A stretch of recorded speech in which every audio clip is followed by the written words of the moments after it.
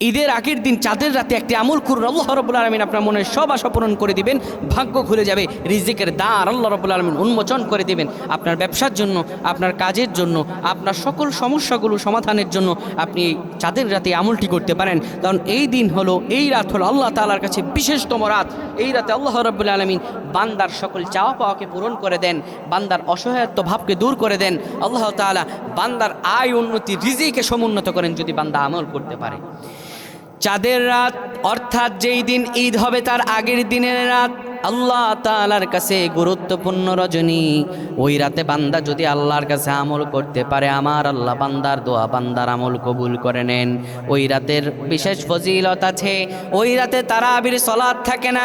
ওই রাতে আপনি ইশার নামাজ পড়ে যেই জায়গায় বসবেন, ওই জায়গায় বসে লা হাওলা ওয়ালা কুওয়াতা ইল্লা বিল্লাহ 499 বার পড়বেন।